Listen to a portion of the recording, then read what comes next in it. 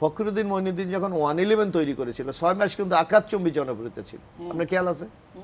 6 মাস পর যখন জনগণের প্রত্যাশা পূরণ করতে পারে নাই, এই যে এই বাজার ভেঙে দেয়, এই মানুষের ঘর ভেঙে দেয়, এই অমুক গোডাউন সিজ করে, অমুক করে, লাস্টে কিন্তু দেশে এমন একটি অবস্থা বিরাজ করছিল, ফখরুদ্দিন মঈনুদ্দিনকে কোনো রকম ইলেকশন দিয়ে পালিয়ে বেড়াচ্ছে আওয়ামী লীগের সাথে ব্যালেন্স করে। তারপরেও কি তারা বাংলাদেশে থাকতে আসতে পেরেছে? তাহলে আপনি কি মনে করছেন অন্তর্বর্তী সরকারের জনপ্রিয়তা কমছে? অবশ্যই কমছে। আপনি এখন একটা সার্ভে করেন, আপনি দেখবেন অবশ্যই কমছে। যে প্রত্যাশা নিয়ে মানুষ তাদেরকে একটা নিঃশর্ত সমর্থন দিয়েছে, আমার মনে হয় না সেই সমর্থন এখন। আপনি আজকের পত্রিকাটা দেখেন, আজকের পত্রিকা আনু মোহাম্মদ বলেছে এই সরকারের দ্রুত নির্বাচনের পথে হারা উচিত, বদরুদ্দিন ওমর বলেছেন এই সরকারের দ্রুত নির্বাচন দেওয়া উচিত, চরমনার যেটা ইসলামী শাসনতন্ত্র আন্দোলন তারা বলেছে যে নির্বাচনের রোডম্যাপ ঘোষণা করা উচিত, এমনকি জামাত ইসলামও আজকে বলেছে নির্বাচনের রোডম্যাপ দেওয়া উচিত।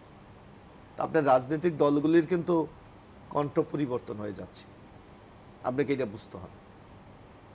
আপনি যদি এই জনগণের কণ্ঠ বুঝতে না পারেন তাহলে কিন্তু আগামী দিনে আপনাকে নানা সংকট মোকাবেলা করতে হবে।